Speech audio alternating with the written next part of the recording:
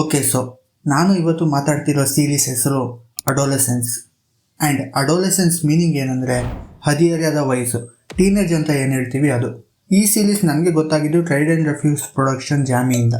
ನಾನು ತುಂಬ ಕಡಿಮೆ ರಿವ್ಯೂವರ್ಸ್ನ ನಂಬೋದು. ನಾನು ನಂಬೋ ರಿವ್ಯೂವರ್ಸು ಹೈಲಿ ರೆಕಮೆಂಡೆಡ್ ಅಂತ ಹಾಕಿದ ತಕ್ಷಣ ನೋಡೋಕ್ಕೆ ಸ್ಟಾರ್ಟ್ ಮಾಡ್ತೀನಿ. ನಾನು ಸ್ಟ್ರೈಟ್ ಫಾರ್ವರ್ಡ್ ಆಗಿ ಹೇಳಬೇಕಂದ್ರೆ ಈ ಸೀರೀಸ್ ಎಲ್ಲರೂ ನೋಡಬೇಕು. ಆದರೆ ನನಗೆ ಗೊತ್ತು ಎಲ್ಲ ಕಂಟೆಂಟ್ ಎಲ್ಲರಿಗೂ ಇಷ್ಟ ಆಗುತ್ತೆ ಅಂತ ಜನರಲೈಸ್ ಮಾಡಿ ಹೇಳೋಕ್ಕೆ ಆಗಲ್ಲ. ಇದು ಒಂದು ಸೈಕಲಾಜಿಕಲ್ ಕ್ರೈಮ್ ಇನ್ವೆಸ್ಟಿಗೇಷನ್ ಥ್ರಿಲ್ಲರ್. ಈ ಸೀರೀಸ್ ಯಾರಿಗೆ ಅಲ್ಲ ಅಂತ ಹೇಳ್ಬಿಡ್ತೀನಿ. ಫಸ್ಟ್ ಅಂತೂ ಇನ್ವೆಸ್ಟಿಗೇಷನ್ ಹೆಸರು ಕೇಳಿ ಎವ್ರಿ 15 ಮಿನಿಟ್ಸ್ ಒಂದೊಂದು ಪ್ಲಾಟ್ ಟ್ವಿಸ್ಟ್ ಇಲ್ಲ ಅಂದರೆ ಫಿಕ್ಸ್ ಬಂದಂಗೆ ಆಗುತ್ತೆ ಅಂದರೆ ಈ ಸೀರೀಸ್ ನಿಮಗಲ್ಲ.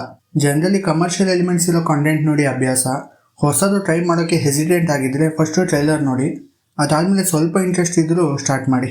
ಆ್ಯಂಡ್ ಈ ಸೀರೀಸಲ್ಲಿ ಫ್ಲ್ಯಾಶ್ ಬ್ಯಾಕ್ಸ್ ಆಗಲಿ ಡೀಟೇಲ್ಸ್ ಆಗಲಿ ಟು ದ ಫೇಸ್ ತೋರಿಸಲ್ಲ, ಅಂದರೆ ಸ್ಪೂನ್ ಫೀಡ್ ಮಾಡಲ್ಲ. ಆ್ಯಂಡ್ ಈವೆಂಟ್ ಏನು ನಡೆದಿದೆ, ಮೈಂಡಲ್ಲಿ ಏನು ನಡೀತಿದೆ ಅಂತ ಸೀನ್ನ ಫ್ಲ್ಯಾಶ್ ಬ್ಯಾಕ್ ಮಾಡಿ ತೋರಿಸಲ್ಲ. ಮೋಸ್ಟ್ಲಿ ಥ್ರಿಲ್ಲರ್ ಆಗಿದ್ರು ಕೂಡ ಸೀರೀಸಲ್ಲಿ ಮೆಜಾರಿಟಿ ಆಫ್ ಸೀಕ್ವೆನ್ಸಸ್ ಕಾನ್ವರ್ಸೇಷನಲ್ಲಿ ನಡೆಯೋದು. ನೀವು ಅದನ್ನು ಅಪ್ರಿಷಿಯೇಟ್ ಮಾಡಲ್ಲ ಅಂದರೆ, ಕಾನ್ವರ್ಸೇಷನ್ ಬೇಸ್ಡ್ ಕಂಟೆಂಟ್ ನಿಮಗೆ ಬೋರ್ ಆಗುತ್ತೆ ಅಂದರೆ ಮೋಸ್ಟ್ಲಿ ನಿಮಗೆ ಅಲ್ಲ ಅಂತ ಹೇಳ್ತೀನಿ. ಆದರೂ ನಿಮ್ಮಂಥವರು ಟ್ರೈ ಮಾಡಬೇಕು. ಯಾಕಂದರೆ ಕಾನ್ವರ್ಸೇಷನಲ್ಲಿ ಏನು ನಡೀತಿದೆ ಅಂತ ಅರ್ಥ ಮಾಡ್ಕೊಳ್ಳೋಕ್ಕೆ ಟ್ರೈ ಮಾಡಿದ್ರೆ ಖಂಡಿತ ಈ ಸೀರೀಸ್ ನಿಮಗೆ ಇಷ್ಟ ಆಗುತ್ತೆ. ಇಷ್ಟು ಯಾರ್ಯಾರಿಗೆ ಅಲ್ಲ ಅಂತ ಹೇಳಿದ್ದಾಯಿತು. ಈ ಸೀರೀಸ್ ಯಾರಿಗೆ ಅಂತ ಹೇಳೋ ಆಗಿದ್ರೆ ಫಸ್ಟ್ ಅಂತೂ ಕಾನ್ವರ್ಸೇಷನ್ ಅಪ್ರಿಷಿಯೇಟ್ ಮಾಡಬೇಕು. ಹೇಳಿಲ್ವಾ, ಮೆಜಾರಿಟಿ ಆಫ್ ಸೀಕ್ವೆನ್ಸಸ್ ಮಾತಾಡೋದ್ರಲ್ಲಿ ನಡೆಯೋದು. ಆ್ಯಂಡ್ ನೀವು ಕಂಟೆಂಟಲ್ಲಿ ಕಾನ್ವರ್ಸೇಷನ್ ಸೀರಿಯಸ್ ಆಗಿ ತಗೊಳ್ತೀನಿ ಅಂದರೆ ಈ ಸೀರೀಸ್ ಕಾನ್ವರ್ಸೇಷನಲ್ಲಿ ಎಂತೆಂಥ ಹಿಡನ್ ಡೀಟೇಲ್ಸ್ ಮಡಗಿದೆ ಅಂದರೆ ಒಬ್ಬ ಪರ್ಸನ್ನ ಸೈಕಲಾಜಿಕಲ್ ಥಿಂಕಿಂಗ್ ಹೇಗೆ ಅಂತ ಗೊತ್ತಾಗುತ್ತೆ. ಆ್ಯಂಡ್ ಕಾನ್ವರ್ಸೇಷನಿಂದನೇ ಸೀರೀಸಲ್ಲಿ ಏನಾಗಿರ್ಬೋದು ಅಂತ ನಿಮಗೇನೆ ಅರ್ಥ ಆಗುತ್ತೆ. ಇಲ್ಲ ಅಂದರೆ ಸೀರೀಸಲ್ಲಿ ಎಷ್ಟೋ ಎಲಿಮೆಂಟ್ಸ್ ಬ್ಲ್ಯಾಂಕ್ ಆಗಿ ಬಿಟ್ಟಿದ್ದಾರಲ್ಲ ಅಂತ ಫೀಲ್ ಆಗುತ್ತೆ. ಈ ಸೀರೀಸಲ್ಲಿ ಕಾನ್ವರ್ಸೇಷನ್ ಇಂಪಾರ್ಟೆಂಟ್. ಅದನ್ನು ನೋಡಿ ಅಪ್ರಿಷಿಯೇಟ್ ಮಾಡಿ. ಇನ್ನೊಂದು ಮೇನ್ ಹೈಲೈಟ್ ಈ ಸೀರೀಸ್ದು ಅಂದರೆ ಈ ಸೀರೀಸ್ ಜಸ್ಟ್ 4 ಎಪಿಸೋಡ್ಸ್ ಇದೆ. ಪ್ರತಿ ಎಪಿಸೋಡ್ ಕೂಡ 1 ಟೇಕಲ್ಲಿ ಹಿಡಿದಿರೋದು. ಪ್ರತಿ ಎಪಿಸೋಡಲ್ಲೂ ಏನು ನೋಡ್ತಿರೋ ಸೀಕ್ವೆನ್ಸಸ್ ಎಲ್ಲನೂ ರಿಯಲ್ ಆಗಿ ಒಂದೇ ಟೇಕಲ್ಲಿ ತೆಗೆದಿರೋದು. ಎಪಿಸೋಡ್ ಸ್ಟಾರ್ಟಿಂಗಲ್ಲಿ ಕ್ಯಾಮ್ರಾ ಆನ್ ಆಯಿತು, ಈವೆಂಟ್ಸ್ ನಡೆಯೋಕ್ಕೆ ಸ್ಟಾರ್ಟ್ ಆಯಿತು ಅಂದರೆ ಎಪಿಸೋಡ್ ಎಂಡಲ್ಲೇ ಕ್ಯಾಮ್ರಾ ಆಫ್ ಆಗೋದು. ಆ್ಯಂಡ್ ಬೇರೆ ಸೀರೀಸಲ್ಲಿ ಅಥವಾ ಮೂವೀಸಲ್ಲಿ 1 ಟೇಕ್ ಸೀಕ್ವೆನ್ಸಸ್ ನೋಡಿದ್ದೀನಿ ಅಂದ್ಕೊಂಡಿದ್ರೆ ಈ ಸೀರೀಸ್ ನಿಜವಾಗ್ಲೂ ಶಾಕ್ ಮಾಡುತ್ತೆ. ಇವಾಗ ಫಾರ್ ಎಕ್ಸಾಂಪಲ್ ಎಕ್ಸ್ಟ್ರಾಕ್ಷನ್ ಮೂವಿ ತಗೊಂಡ್ರೆ ಫಸ್ಟ್ ಪಾರ್ಟಲ್ಲಿ ಅರೌಂಡ್ 10 ಮಿನಿಟ್ಸ್ 1 ಟೇಕ್ ಸೀಕ್ವೆನ್ಸಸ್ ಇದೆ. ಆ್ಯಂಡ್ ಸೆಕೆಂಡ್ ಪಾರ್ಟಲ್ಲಿ 20 ಮಿನಿಟ್ಸ್ 1 ಟೇಕ್ ಸೀಕ್ವೆನ್ಸಸ್ ಇದೆ. ಆದರೆ ಇದು ಆ್ಯಕ್ಚುಯಲ್ 1 ಟೇಕ್ ಸೀಕ್ವೆನ್ಸಸ್ ಅಲ್ಲ. ಶೂಟಿಂಗ್ ಮಾಡೋವಾಗ ಸಪ್ರೇಟಾಗಿ ಶೂಟ್ ಮಾಡಿರ್ತಾರೆ, ಒಳ್ಳೆ ಸ್ಕ್ರೀನ್ ಪ್ಲೇ ಪ್ಲಾನಿಂಗ್ ಜೊತೆ. ಬಟ್ ಎಡಿಟಿಂಗ್ ರೂಮ್ ಬಂದಾಗ ಅದನ್ನು ಸೀಮ್ಲೆಸ್ 1 ಟೇಕ್ ಸೀಕ್ವೆನ್ಸಸ್ ಥರ ಪ್ರೊಜೆಕ್ಟ್ ಮಾಡ್ತಾರೆ. ಆ್ಯಂಡ್ ಇವಾಗ ಈ ಥರ 1 ಟೇಕ್ ಕಂಪ್ಲೀಟ್ ಕಾಮನ್ ಆಗೋಗಿದೆ. ನಮಗೆ ಆ್ಯಸ್ ಅನ್ ಆಡಿಯನ್ಸ್ ಗೊತ್ತಾಗುತ್ತೆ ಯಾವ ಪಾರ್ಟಲ್ಲಿ ಸೀನ್ ಕಟ್ ಮಾಡಿದ್ದಾರೆ ಅಂತ. ಆದರೆ ಈ ಸೀರೀಸ್ ಯಾಕೆ ಡಿಫ್ರೆಂಟ್ ಇದೆ ಅಂದರೆ ಈ ಸೀರೀಸಲ್ಲಿ ಸೀಮ್ಲೆಸ್ ಎಡಿಟಿಂಗ್ ಆಗಲಿ ಕ್ಲೆವರ್ ಕಟ್ಸ್ ಆಗಲಿ ಯೂಸ್ ಮಾಡಿಲ್ಲ. ಆ್ಯಕ್ಚುಯಲ್ ಆಗಿ 1 ಟೇಕ್ ಸೀಕ್ವೆನ್ಸಸ್ ಇದೆ. ನೀವು ಸೀರೀಸಲ್ಲಿ ಪ್ರತಿ ಎಪಿಸೋಡಲ್ಲಿ ಏನು ನೋಡ್ತೀರಾ ಅದು ಆ್ಯಕ್ಚುಲಿ ಆ್ಯಕ್ಟರ್ಸ್ ಕಂಪ್ಲೀಟ್ 1 ಅವರ್ದು ಸೀಕ್ವೆನ್ಸಸ್ ರಿಹರ್ಸ್ ಮಾಡಿ ಕಂಪ್ಲೀಟ್ 1 ಅವರ್ ತನಕ ಆ್ಯಕ್ಟ್ ಮಾಡಿದ್ದಾರೆ. ಆ್ಯಂಡ್ ಲೈಕ್ ಎಪಿಸೋಡ್ 2 ಅಲ್ಲಿ ಸ್ಕೂಲಲ್ಲಿ ಇನ್ವೆಸ್ಟಿಗೇಷನ್ ನಡೆಯುತ್ತೆ ಆ್ಯಂಡ್ ಕಂಪ್ಲೀಟ್ ಸ್ಕೂಲ್ ಸುತ್ತಾಡ್ತಾರೆ ಆ ಕಂಪ್ಲೀಟ್ ಎಪಿಸೋಡಲ್ಲಿ. ಆ್ಯಂಡ್ ನನಗೆ ನೋಡಿದಾಗ ಆ್ಯಕ್ಚುಲಿ ಆ ಸ್ಕೂಲ್ನ ರೋಡ್ ಮ್ಯಾಪ್ ಮೈಂಡಲ್ಲಿ ಹಾಗೆ ಕ್ರಿಯೇಟ್ ಆಗೋಗಿತ್ತು. ಆ್ಯಂಡ್ ಅದೇ ಥರ ಎಲ್ಲ ಎಪಿಸೋಡನ್ನು ನಡೆಯುತ್ತೆ. ಆ್ಯಂಡ್ ಇದು ಸುಮ್ಮನೆ ಫ್ಲೆಕ್ಸ್ ಮಾಡೋಕ್ಕೆ ಅಂತ ಬಿಲ್ಡಪ್ ಮಾಡೋಕ್ಕೆ ಅಂತ ಮಾಡಿರೋದಲ್ಲ. ಆದರೆ 1 ಟೇಕ್ ಸೀಕ್ವೆನ್ಸಸ್ನ ನೆಸೆಸಿಟಿ ನಿಮಗೆ ಫೀಲ್ ಆಗುತ್ತೆ. ಯಾಕಂದರೆ ಇವಾಗ ಆ ಮೇನ್ ಕ್ಯಾರೆಕ್ಟರ್ನ ಅರೆಸ್ಟ್ ಮಾಡಿಕೊಂಡು ಕರ್ಕೊಂಡು ಹೋಗ್ತಾರೆ. ಆ್ಯಂಡ್ ಆ ಕಂಪ್ಲೀಟ್ ಸೀಕ್ವೆನ್ಸಸ್ಸಲ್ಲಿ ನಮಗೆ ಆ್ಯಸ್ ಅನ್ ಆಡಿಯನ್ಸ್ ಆ ಕಂಪ್ಲೀಟ್ ಪೊಲೀಸ್ ಪ್ರೊಸೀಜರ್ ಅರ್ಥ ಆಗುತ್ತೆ. ಆ್ಯಂಡ್ ಆಲ್ಸೋ ಏನು ನಮ್ಮ ಮನೆಗೆ ಬಂದು ಅರೆಸ್ಟ್ ಮಾಡಿಕೊಂಡು ಕರ್ಕೊಂಡು ಹೋಗಿದ್ದಾರೆ ಅಂತ ಆ ಟೆನ್ಷನ್ ಫೀಲ್ ಆಗುತ್ತೆ. ಆ್ಯಂಡ್ ನನಗೆ ಪರ್ಸ್ನಲ್ ಆಗಿ 1 ಟೇಕ್ ಸೀಕ್ವೆನ್ಸಸ್ ಮೂವೀಸಲ್ಲಿ ಅಥವಾ ಸೀರೀಸಲ್ಲಿ ಇದ್ದರೆ ಸುಮ್ಮನೆ ಫ್ಲೆಕ್ಸ್ ಮಾಡೋಕ್ಕಿರ್ಬೋದು ಅಂತ ಅಂದ್ಕೊಳ್ತೀನಿ. ಫಸ್ಟ್ ನಾನು 1 ಟೇಕ್ ಸೀಕ್ವೆನ್ಸಸ್ಸಿಂದ ಎಕ್ಸ್ಪೆಕ್ಟ್ ಮಾಡೋದು ಏನಂದರೆ ಅದು ಒಂದು ಟೆನ್ಷನ್ ಬಿಲ್ಡ್ ಮಾಡಬೇಕು, ಹಾರ್ಟ್ ಬೀಟ್ ರೇಸ್ ಮಾಡಬೇಕು. ಆ್ಯಂಡ್ ಅದು ಈ ಸೀರೀಸ್ ಕಂಪ್ಲೀಟ್ ಆಗಿ ಫುಲ್ಫಿಲ್ ಮಾಡುತ್ತೆ. ಆ್ಯಂಡ್ ಆಲ್ಸೋ ಫೈನಲ್ ಆಗಿ ತುಂಬ ಇಂಪಾರ್ಟೆಂಟ್ ಆಗಿ ಆ್ಯಕ್ಟಿಂಗ್ ಬಗ್ಗೆ ಹೇಳಬೇಕು.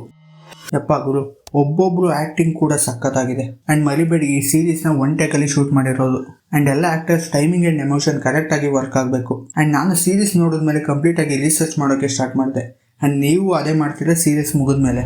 ಆ ಆ್ಯಕ್ಟರ್ಸ್ ಏನಿದ್ದಾರೆ ಅವರಿಗೆ 1 ಟೇಕ್ ಸೀಕ್ವೆನ್ಸಸ್ಸಲ್ಲಿ ತುಂಬ ಇಂಪ್ರೂವೈಸ್ ಮಾಡೋಕ್ಕೆ ಅವಕಾಶ ಸಿಕ್ತು. ಆ್ಯಂಡ್ ಇಂಪ್ರೂವೈಸ್ ಮಾಡಿದಾಗ ಅದನ್ನು ಕಾಂಪ್ಲಿಮೆಂಟ್ ಮಾಡೋಕ್ಕೂ ಕೂಡ ಆಪೋಸಿಟ್ ಕೋ ಆ್ಯಕ್ಟರ್ ರೆಡಿ ಇರಬೇಕು. ಆ್ಯಂಡ್ ಈ ಸೀರೀಸ್ ನೋಡಿದಾಗ ಅದು ಫೀಲ್ ಆಗುತ್ತೆ ನಿಮಗೆ. ಆ್ಯಂಡ್ ಎಷ್ಟೋ ಸೀಕ್ವೆನ್ಸಸ್ಸಲ್ಲಿ ಸುಮ್ಮನೆ ಕ್ಯಾರೆಕ್ಟರ್ ಎಮೋಷನ್ ಫೀಲ್ ಆಗಲಿ ಅಂತ ಕ್ಯಾಮ್ರಾ ಸುಮ್ಮನೆ ಹಾಗೆ ಪ್ಲೇ ಮಾಡಿ ಬಿಡ್ತಾರೆ. ಆ್ಯಂಡ್ ಎಷ್ಟೋ ಸೀಕ್ವೆನ್ಸಸ್ಸಲ್ಲಿ ಆ್ಯಕ್ಚುಲ್ ಆಗಿ ನಡೀತಿರೋ ಆ್ಯಕ್ಷನ್ಗಿಂತ ಆ ಆ್ಯಕ್ಟರ್ಸ್ ಕೊಡ್ತಿರೋ ಎಕ್ಸ್ಪ್ರೆಷನಿಂದನೇ ಆ ಸೀಕ್ವೆನ್ಸ್ನ ಅರ್ಥ ಮಾಡ್ಕೊಳ್ಳೋಕ್ಕೆ ಸ್ಟಾರ್ಟ್ ಮಾಡ್ತೀರಾ. ನಿಮಗೆ ಕೆಲವು ಕಡೆ ಅನ್ನಿಸ್ಬೋದು 1 ಟೇಕ್ ಮಾಡಿದ್ದಾರೆ, ಆದರೆ ಕೆಲವು ಕಡೆ ಒಂದು ಕ್ಯಾರೆಕ್ಟರ್ ಮೇಲೆ ಕ್ಯಾಮ್ರಾ ಫೋಕಸ್ ಮಾಡಿದ್ದಾರೆ. ಅದರಲ್ಲಿ ನನಗೆ ಇನ್ನೊಂದು ಆ್ಯಕ್ಟರ್ ಹೇಗೆ ಫೀಲ್ ಮಾಡ್ತಿದ್ದಾರೆ ಅಂತ ನೋಡಬೇಕು ಅಂತ ಕ್ಯೂರಿಯಾಸಿಟಿ ಇತ್ತು ಅಂತ. ಆದರೆ ಪಾಸಿಟಿವ್ ಸೈಡಲ್ಲಿ ನೋಡಬೇಕು ಅಂದರೆ ನೀವು ಹೇಗೆ ಆ ಕ್ಯಾರೆಕ್ಟರ್ನ ಅರ್ಥ ಮಾಡ್ಕೊಳ್ತೀರಾ ಅಂತ ನಿಮ್ಮ ಮೇಲೆ ಬಿಟ್ಟಿದ್ದಾರೆ. ಆ್ಯಂಡ್ ಆ್ಯಕ್ಟರ್ಸ್ ಬಗ್ಗೆ ಹೇಳ್ತಿದ್ದೆ, ತುಂಬ ಇಷ್ಟ ಆಗಿದ್ದು ಫಾದರ್ ಕ್ಯಾರೆಕ್ಟರ್.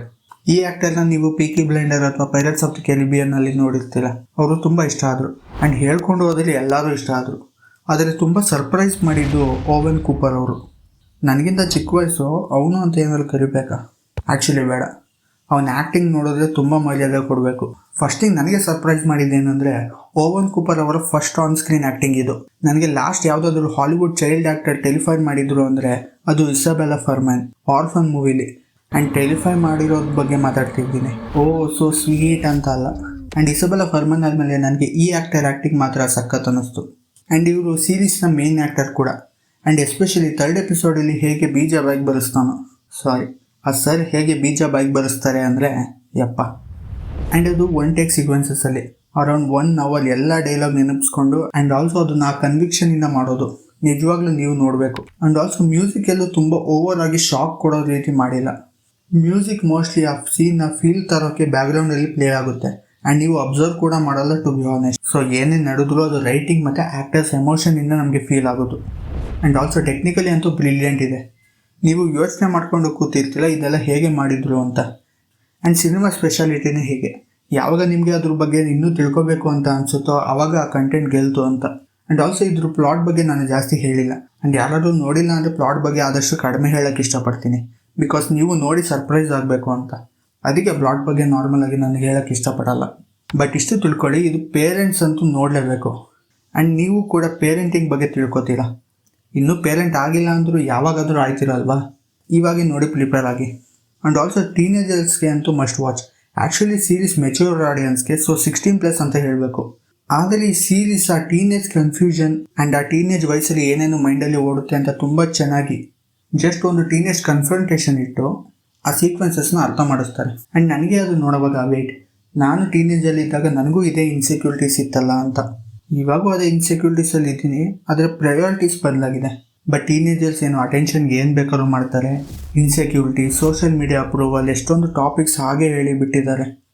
ಆ್ಯಂಡ್ ಕಾನ್ವರ್ಸೇಷನ್ ಮೇಲೆ ಕಾನ್ಸಂಟ್ರೇಟ್ ಮಾಡಿದ್ರೆ ಅರ್ಥ ಮಾಡ್ಕೊಳ್ತಿಲ್ಲ, ಬೇರೆಯವರ ಮೈಂಡ್ಸೆಟ್ ಅರ್ಥ ಮಾಡ್ಕೊಳ್ತಿಲ್ಲ. ಅದೇ ಸೈಕಲಾಜಿಕಲ್ ಥ್ರಿಲ್ಲರ್ ಮೇನ್ ಮೋಟಿವ್ ಕೂಡ. ನೆಟ್ಫ್ಲಿಕ್ಸಲ್ಲಿದೆ, ಜಸ್ಟ್ 4 episodes ನೋಡಿ. ನನ್ನ ಕಡೆಯಿಂದ ಹೈಲಿ ರೆಕಮೆಂಡೆಡ್.